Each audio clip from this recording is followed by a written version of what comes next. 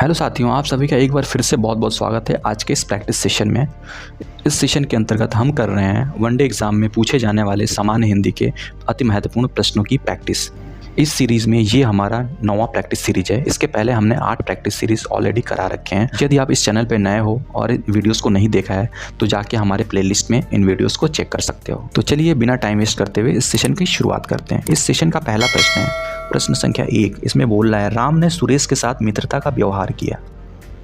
राम ने सुरेश के साथ मित्रता का निर्वाह किया। इसमें भाववाचक संज्ञा है, आपको बताना है भाववाचक संज्ञा। भाववाचक संज्ञा में क्या होता है, किसी भाव की उत्पत्ति जहाँ पे हो संज्ञा के माध्यम से। आपको ऑप्शंस देखना है, इसमें से करेक्ट आंसर आपको चूज करना है। आपके ऑप्शंस क्या है, A Ram, B Suresh, option C क्या है निर्वाह, या फिर डी मित्रता। इसमें से आपको कौन सा ऑप्शन एक भाववाचक संज्ञा का एग्जाम्पल है। चलिए फटाफट इसका आंसर सभी टाइप करें और आपका टाइम शुरू होता है अब।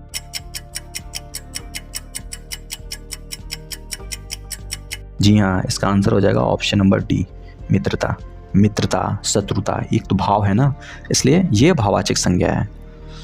क्लियर। चलिए अगले प्रश्न की तरफ रुख करते हैं हम सभी। आज का अगला प्रश्न है प्रश्न संख्या 2। प्रश्न संख्या 2 क्या बोल रहा है, कृतज्ञ शब्द दिया है। कृतज्ञ किसका संक्षिप्तीकरण है। इसका मतलब ये पूछ रहा है कि कृतज्ञ का मतलब क्या होता है। ऑप्शन दिया है आपके सामने, इसमें से उसका अर्थ बताना है। कृतज्ञ मतलब क्या होता है। आपके ऑप्शन है, ऑप्शन ए है उपकार करने वाला, ऑप्शन बी है उपकार कराने वाला, ऑप्शन सी है किए हुए उपकार को ना मानने वाला, या फिर ऑप्शन डी है किए हुए उपकार को मानने वाला। चलिए फटाफट इसका आंसर 5 सेकेंड में आप सभी दीजिए। कॉमेंट सेक्शन में इसका आंसर सभी टाइप करें। आप सभी इसका आंसर टाइप करिए कमेंट सेक्शन में। चलिए आपका टाइम शुरू होता है अब।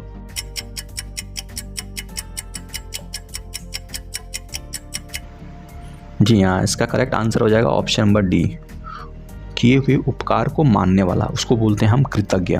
और जो किए हुए उपकार को ना माने उसको बोलते हैं हम कृतघ्न। कृत आधा घ और न, कृतघ्न।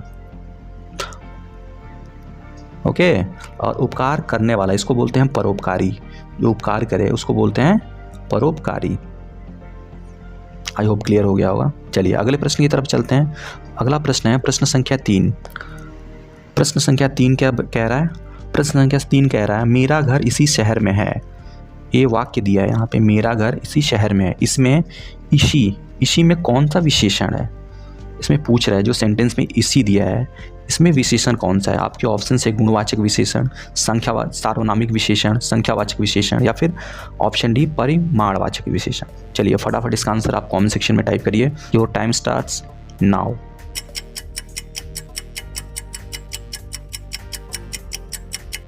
जी हाँ, इसका करेक्ट आंसर हो जाएगा ऑप्शन नंबर बी सार्वनामिक विशेषण। सार्वनामिक विशेषण ऐसे होते हैं, ऐसे शब्द, ऐसे सर्वनाम जो विशेषण का कार्य करें। तो इसमें देखिए मेरा घर इसी शहर में है, इसी है इसमें विशेषण का कार्य कर रहा है, इसलिए इसका आंसर ऑप्शन बी होगा सार्वनामिक विशेषण। क्लियर। चलिए अगले प्रश्न की तरफ चलते हैं। अगला प्रश्न है प्रश्न संख्या 4। क्वेश्चन नंबर 4 क्या बोला है, पिता ने समझाया कि सदा सत्य बोलना चाहिए। यह वाक्य उदाहरण है। आपके ऑप्शन हैं ऑप्शन ए सरल वाक्य का, ऑप्शन बी इच्छावाचक वाक्य का, ऑप्शन सी मिश्र वाक्य का, या फिर ऑप्शन डी आज्ञावाचक वाक्य का। इसमें से करेक्ट ऑप्शन आपको चूज करना है। चलिए फटाफट इसका आंसर टाइप कीजिए and your time starts now.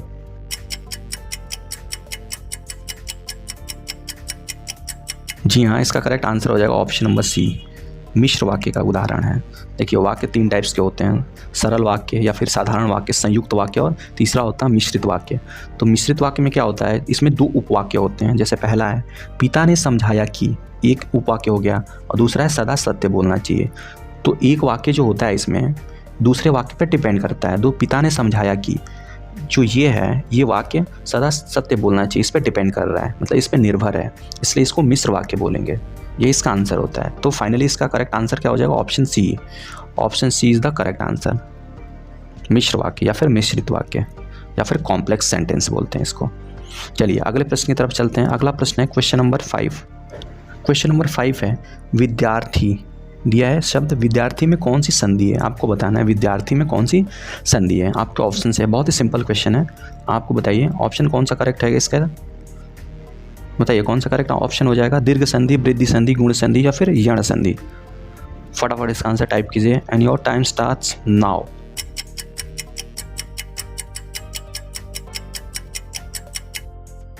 जी हाँ, इसका करेक्ट आंसर हो जाएगा ऑप्शन नंबर ए, दीर्घ संधि। इसमें क्या होता है, विद्यार्थी मतलब विद्या प्लस अर्थी, विद्या प्लस अर्थी इक्वल टू होता है विद्यार्थी, और आ प्लस अ इक्वल टू आ, विद्यार्थी। सो फाइनली इसका आंसर क्या हो जाएगा, ऑप्शन ए। चलिए अगले प्रश्न की तरफ चलते हैं। अगला प्रश्न है क्वेश्चन नंबर 6। क्वेश्चन नंबर 6 है, बहुत बढ़िया क्वेश्चन है। देखिए, कानन, कानन का पर्यायवाची शब्द है। कानन किसका पर्यायवाची है, पुष्प का, विहिप का, वन का, या फिर इनमें से कोई नहीं। फटाफट इसका आंसर कमेंट सेक्शन में टाइप कीजिए आप सभी, and your time starts now.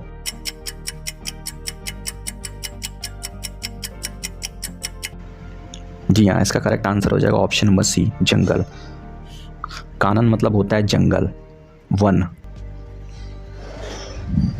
Vipin एक और शब्द होता है, विपिन, विपिन इसका भी मतलब होता है जंगल या फिर कानन या वन, राइट।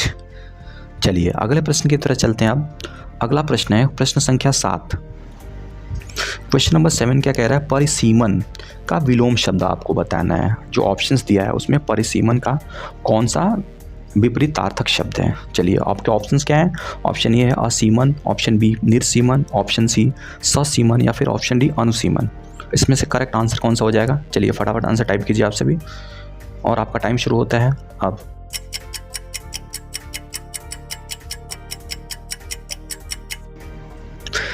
जी हाँ, इसका करेक्ट आंसर हो जाएगा ऑप्शन नंबर बी, निर्सीमन। परिसीमन का उल्टा होता है निर्सीमन, असीमन नहीं होता है, ससीमन भी नहीं होता, अनुसीमन भी नहीं होता। सो फाइनली इसका आंसर हो जाएगा ऑप्शन बी। चलिए अगले प्रश्न की तरफ चलते हैं आप सभी। अगला प्रश्न है प्रश्न संख्या 8। प्रश्न संख्या 8 क्या वो कह रहा है, धूसर। धूसर जो शब्द है उसका पर्यायवाची आपको बताना है। कौन सा ऑप्शन में कौन सा ऑप्शन करेक्ट हो जाएगा। चलिए आपका ऑप्शन है अश्व, मेघ, गर्दभ या फिर अजा। धूसर किसका पर्यायवाची है। फटाफट इसका आंसर टाइप कीजिए आप सभी कमेंट सेक्शन में, and your time starts now.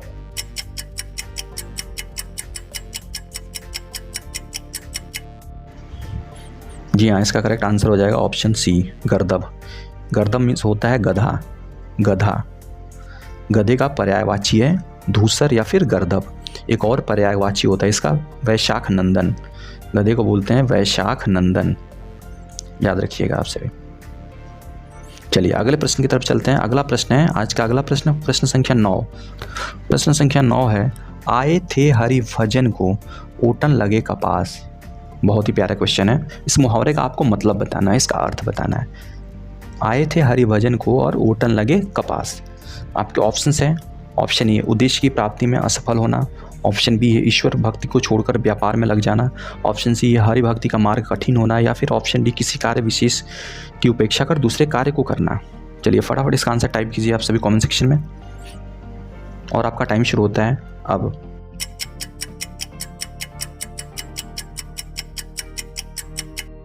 जी हाँ, इसका करेक्ट आंसर हो जाएगा ऑप्शन नंबर डी, किसी विशेष कार्य की उपेक्षा कर दूसरे कार्य में लग जाना है। इसको मतलब कहते हैं आए थे किसी और काम के लिए, करने लगे कुछ और। सो इसका आंसर हो जाएगा ऑप्शन डी। चलिए अगले प्रश्न की तरफ चलते हैं। प्रश्न संख्या है 10।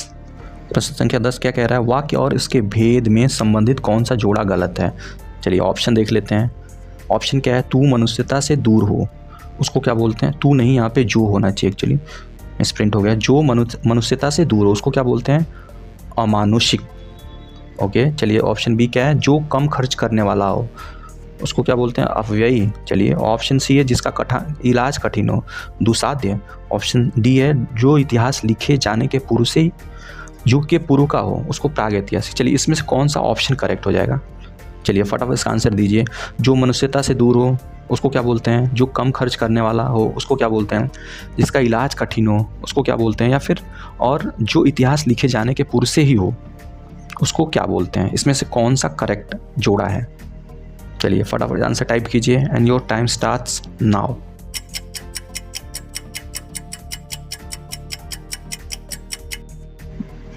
जी हाँ, इसका करेक्ट आंसर हो जाएगा ऑप्शन नंबर बी, जो कम खर्च करने वाला उसको अपव्ययी नहीं बोलते हैं, इसको मितव्ययी बोलते हैं, मितव्ययी। बाकी तीनों ऑप्शन सही है, इसको बोलते हैं मितव्ययी। ओके सो यही इसका करेक्ट जोड़ा है जो गलत है, बाकी तीनों करेक्ट हैं। चलिए अगले प्रश्न की तरफ चलते हैं। प्रश्न संख्या 11। प्रश्न संख्या 11 क्या कह रहा है? दिग्गज, आपको बताना है दिग्गज का संधि विच्छेद। दिग्गज का संधि विच्छेद बताइए आप सभी। ऑप्शंस में दिया है, उसमें से कौन सा जो संधि विच्छेद है वो दिग्गज का वो करेक्ट है। ऑप्शन ए क्या है? दिग प्लस गज। ऑप्शन बी क्या है? दिह प्लस गज। ऑप्शन सी क्या है? दिग प्लस गज। ऑप्शन डी दिग प्लस अगज। चलिए इसका करेक्ट आंसर आप सभी बताइए, कौन सा ऑप्शन करेक्ट है? दिग्गज का संधि विच्छेद, कौन सा सही संधि विच्छेद है? और आपका टाइम शुरू होता है अब।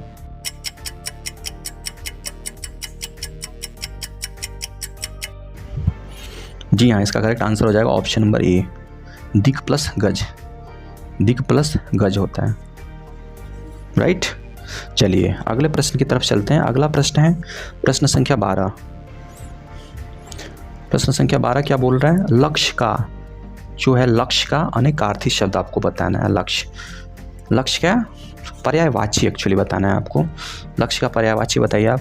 अनेकार्थी मतलब होता है जिसका दूसरा भी अर्थ हो, अनेक अर्थ हो, या फिर पर्यायवाची भी बोल सकते हैं।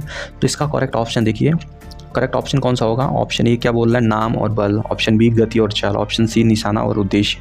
ऑप्शन डी सही या गलत। चलिए लक्ष्य का कौन सा पर्यायवाची है? कमेंट सेक्शन में आप सभी टाइप कीजिए। 5 सेकंड के अंदर आप आंसर टाइप कीजिए और आपका टाइम शुरू होता है अब।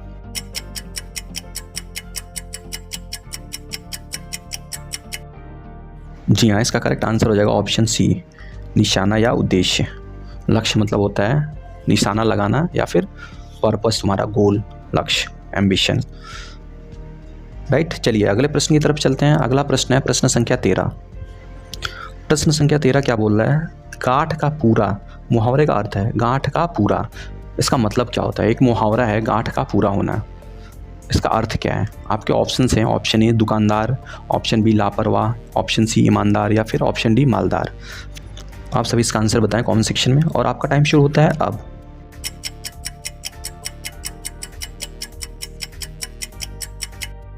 जी हाँ, इसका करेक्ट आंसर हो जाएगा ऑप्शन नंबर सी। इसका मतलब होता है ईमानदार। गांठ का पूरा होना, इसका मतलब ईमानदार होना। ओके, चलिए अगले प्रश्न की तरफ चलते हैं। अगला प्रश्न है प्रश्न संख्या 14। प्रश्न संख्या 14 क्या बोल रहा है? सुधा। सुधा का पर्यायवाची शब्द आपको बताना है। जो सुधा है उसका पर्यायवाची शब्द कौन सा है? आपके ऑप्शंस में ऑप्शन ए है अमृत, पानी। ऑप्शन बी प्राण या प्रियतम। ऑप्शन सी बादल और बिजली। ऑप्शन डी सेना और शक्ति। इसमें से कौन सा करेक्ट ऑप्शन हो जाएगा? फटाफट इसका आंसर कमेंट सेक्शन में टाइप कीजिए आप सभी। 5 सेकंड के अंदर आंसर बताना आप सभी को और आपका टाइम शुरू होता है अब।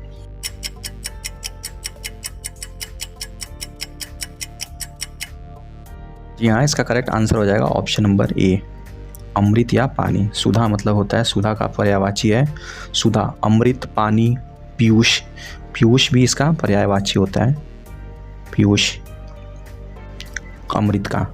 सो क्वेश्चन नंबर 14 का आंसर हो जाएगा ऑप्शन ए, अमृत और पानी सुधा का पर्यायवाची, राइट।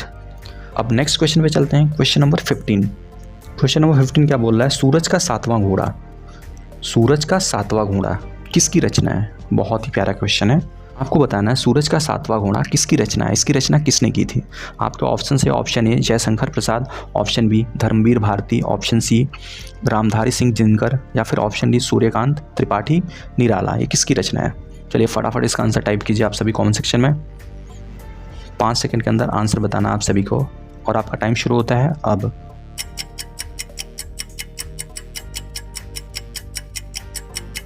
जी हाँ, इसका करेक्ट आंसर हो जाएगा ऑप्शन बी, धर्मवीर भारती।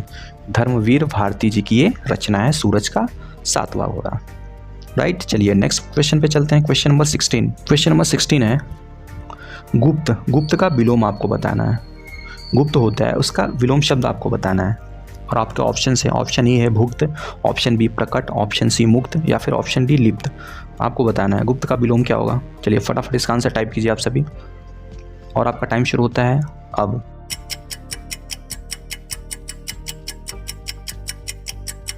जी हाँ, इसका करेक्ट आंसर हो जाएगा ऑप्शन बी प्रकट। गुप्त मतलब किसी चीज़ को छुपाना, छुपा के रखना, और प्रकट मतलब इसका उल्टा, प्रकट करना, सामने दिखाना। तो इसका आंसर क्या हो जाएगा? गुप्त का विलोम क्या हो जाएगा? ऑप्शन बी प्रकट। सो फाइनली 16 का आंसर ऑप्शन बी होगा। चलिए अगले प्रश्न की तरफ चलते हैं। अगला प्रश्न है क्वेश्चन नंबर 17। क्वेश्चन नंबर 17 क्या कह रहा है? ये एक चौपाई दी है, बिनु पग चले सुने बिनु काना, कर बिनु कर्म करें निविधि नाना। उपयुक्त पंक्तियों में प्रयुक्त अलंकार है।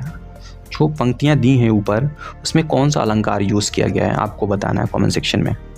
चलिए फटाफट इसका आंसर बताइए। ऑप्शन है विभावना, दृष्टांत, असंगति या फिर विशेषोक्ति। कौन सा ऑप्शन इसका करेक्ट हो जाएगा? चलिए, और आपका टाइम शुरू होता है अब।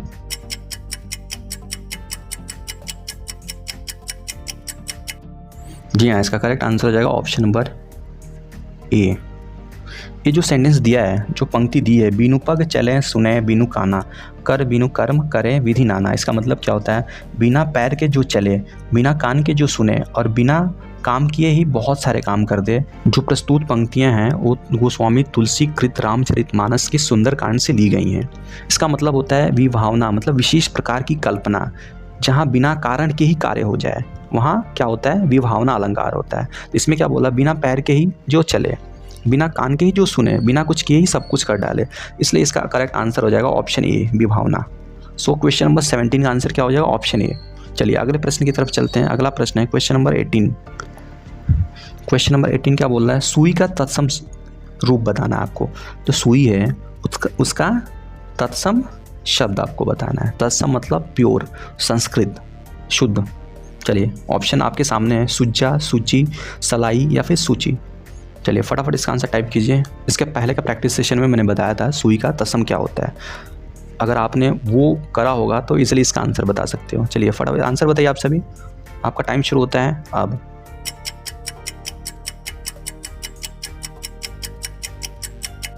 इसका आंसर हो जाएगा करेक्ट ऑप्शन हो जाएगा ऑप्शन डी, सूची। जो सूची है ये होता है, इसका मतलब सुई।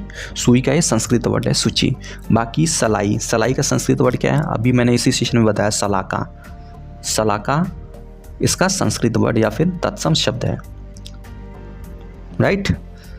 तो सुई का क्या है? सूची। Option D is the correct answer. चलिए नेक्स्ट क्वेश्चन पे चलते हैं। Question number 19। क्वेश्चन नंबर 19 क्या बोल रहा है? सूरदास जी के गुरु का क्या नाम था? बहुत ही महत्वपूर्ण प्रश्न है, ये बार बार अक्सर एग्जाम में पूछता रहता है। सूरदास जी के गुरुदेव जो थे, सूरदास जी के जो गुरु थे उनका नाम क्या है? आपके ऑप्शन है वल्लभाचार्य, शंकराचार्य, माधवाचार्य या फिर निष्कामाचार्य। बहुत ही महत्वपूर्ण प्रश्न है। चलिए इसका आंसर आप सभी कमेंट सेक्शन में टाइप कीजिए और आपका टाइम शुरू होता है अब।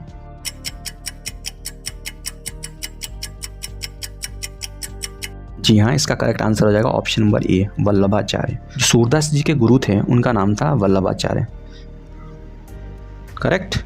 चलिए नेक्स्ट क्वेश्चन, क्वेश्चन नंबर 20। आज के सेशन का लास्ट प्रश्न है, प्रश्न संख्या 20। ब्याल का समानार्थी शब्द आपको बताना है। ब्याल अभी मैंने बताया था फिलहाल, लेकिन फिर भी ऑप्शंस में दिया है। ऑप्शन क्या है? शेर, सर्प, हाथी या फिर कोयल। इसमें से कौन सा जो है वो ब्याल का पर्यायवाची है? चलिए इसका आंसर बताइए कमेंट सेक्शन में और आपका टाइम शुरू होता है अब।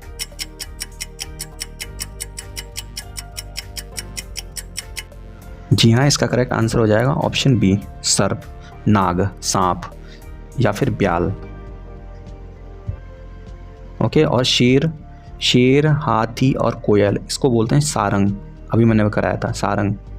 इस सारंग का पर्यायवाची है, या फिर कह सकते हैं सारंग इनका एक पर्यायवाची है। सो फाइनली इसका आंसर क्या हो जाएगा? क्वेश्चन नंबर 20 का आंसर हो जाएगा सर्प, ऑप्शन बी। तो ये था आज का सेशन। आई होप ये सेशन आपको पसंद आया होगा। अगर वीडियो आपको अच्छी लग रही है तो अपने दोस्तों में भी शेयर करें, साथ ही इस वीडियो को लाइक करें और इस चैनल को भी सब्सक्राइब करना बिल्कुल ना भूलें। तो मिलते हैं नेक्स्ट सेशन में, तब तक के लिए जय हिंद।